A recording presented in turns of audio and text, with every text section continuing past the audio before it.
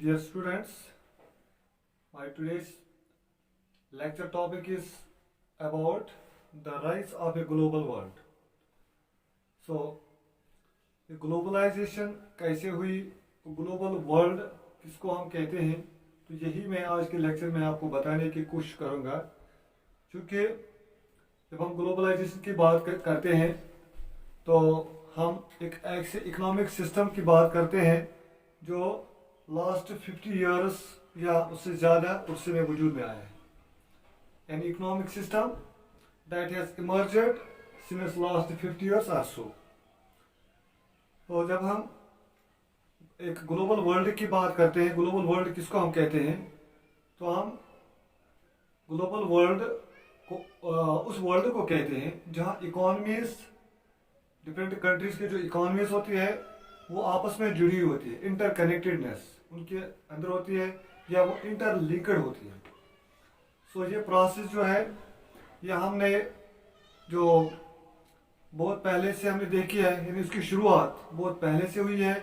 तो हिस्ट्री में जो हम देखते हैं ये ग्लोबल प्रोसेस, ग्लोबलाइजेशन प्रोसेस वो बहुत पुरानी प्रोसेस है, उसकी एक लॉन्ग हिस्ट्री है।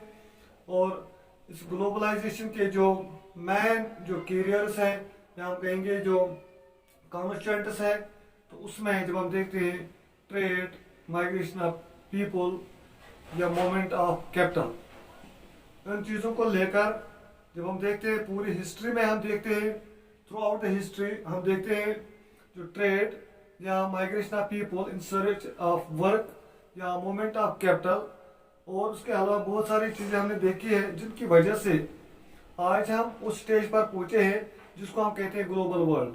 यानी आज उन्हीं चीज़ों की वजह से, चाहे वो ट्रेड थी, चाहे वो मूवमेंट ऑफ पीपल थे, चाहे वो फ्लो ऑफ कैपिटल थी, उन्हीं चीज़ों की वजह से आज पूरी दुनिया या पूरे जो दुनिया की जो इकोनॉमीज है वो आपस में जुड़ी हुई है, इंटरकनेक्टेड है। तो इस तरह जब हम आज के वर्ल्ड को देखते हैं, जो आज वर्ल्ड इमर्ज हुआ है, तो जिसमें हम आज रह रहे हैं उसको हम ग्लोबल वर्ल्ड कहते हैं।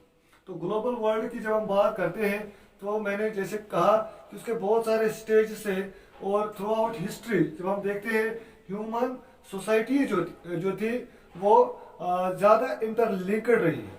ह्यूमन सोसाइटी जो थी थ्रू आउट जो हिस्ट्री से अगर हम कहेंगे since the age of civilization till date, जो ह्यूमन सोसाइटीज़ है वो आपस में इंटरलिंक्ड रही है from ancient times, from civilizations to this period.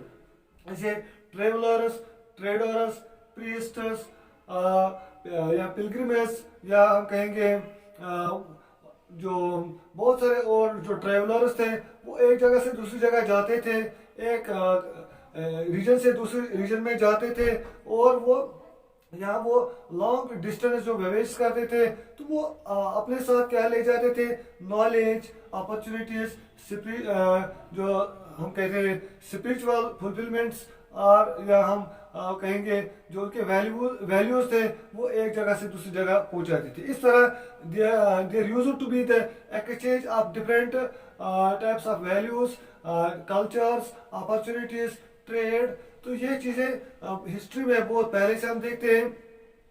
तो ये लोग जो थे ये सिर्फ उन्हीं चीज़ों को नहीं बल्कि वो जैसे गुड्स अपने साथ लेते थे, जैसे उनके पास जो आइडियाज़ होते थे या उनके जो इन्वेंशंस वो भी अपने साथ लेते थे।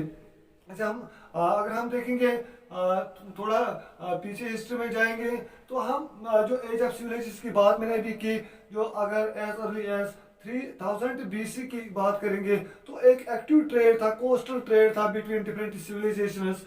तो वहाँ जब हम देखते हैं, आज भी हम देखते हैं जो जैसे इंडस वैली थी या मेसोपोटामिया था या इसी तरह इजिप्ट थी, जो सिविलाइजेशन के दरमियान आपस में ट्रेड थी, आपस में कल्चरल एक्सचेंज हुआ करता था, there was exchange of values, there was flow of people from one place to another place. और ये प्रोसेस जो हम आज भी जारी है, तो विद पैसेज ऑफ टाइम, ये प्रोसेस बढ़ती गई, और इस तरह आज हम एक ग्लोबल वर्ल्ड की बात करते हैं। और एंशिएंट टाइम्स में जब हम देखते हैं there was this exchange of trade, there was exchange of ideas. इसे हम देखते हैं इंडिया से बहुत सारे गुड्स, या एशिया की बात करेंगे, बहुत सारे गुड्स जाते थे जो यूरोप या सेंट्रल एशिया में जाते थे। तो इस तरह जब हम देखते हैं वहाँ से यूरोप से कुछ चीज़ें आते थे हिंदुस्तान में, जो एक स्पेसिफिक रूट से जाते थे जिनको हम सिल्क रूट्स का नाम देते हैं। और ये सिल्क रूट्स जब हम देखते हैं वहाँ से क्या होता था, जब हिंदुस्तान से जो टेक्सटाइल्स थे, सिल्क टेक्सटाइल्स, वो इस रूट से जाते थे, या चाइनीज पोल्ट्री जाती थी, और वहाँ से क्या आता था, वहाँ से यूरोप से जो precious metals, silver, gold extra वापस आता था। इस तरह जो ये ट्रेड चलती थी अप टू 15th सेंचुरी, जब हम प्री मॉडर्न वर्ल्ड की बात करते हैं तो ये ट्रेड चलती थी। There was exchange of goods between Asia and this Europe. So continents के बीच में ये जो ट्रेड थी उस तरह वो आपस में जुड़े हुए थे और एक दूसरे की जरूरत पूरा करते थे। तो आहिस्ता आहिस्ता ये ट्रेड फिर और कंट्रीज की तरफ जाने लगी। तो यहाँ मैं आपको ये बात बताऊं कि ये इस ट्रेड में जो ज़्यादा जो फायदा मिलता था वो एशिया को मिलता था, या अगर हम पर्टिकुलर में बात करूँगा चाइना और इंडिया को मिलता था, क्योंकि there was inflow of gold and precious metal to Asia. तो एशिया में क्या आता था, ये जो यहाँ से स्पाइसेस देते थे, ये यहाँ से जो टेक्सटाइल्स देते थे या पोल्ट्री देते थे, लेकिन वहाँ से वापस में क्या आता था, गोल्ड एंड प्रेशियस मेटल्स। तो इस तरह जो ट्रेड थी वो फेवर में थी इंडिया की।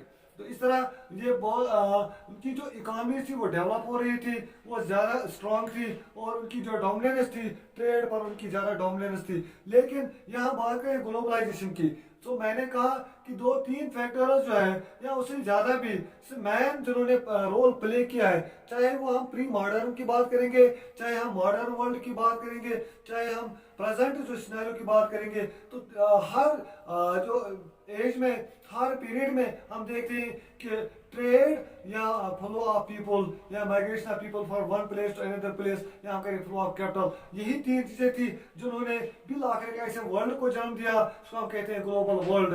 तो यहाँ मैंने आपको आज के क्लास में सिर्फ इंट्रोडक्शन दे दिया कि ग्लोबल वर्ल्ड क्या होता है, कैसे ये इसकी शुरुआत हुई है, और ये इट इज स्टिल कंटिन्यूइंग। तो प्री मॉडर्न वर्ल्ड में कैसे जो ट्रेड होती थी बिटवीन सिविलाइजेशंस या बिटवीन कॉन्टिनेंट्स, और आहिस्ता आहिस्ता जो मॉडर्न वर्ल्ड में उसमें क्या क्या चेंज आ गई। शुक्रिया।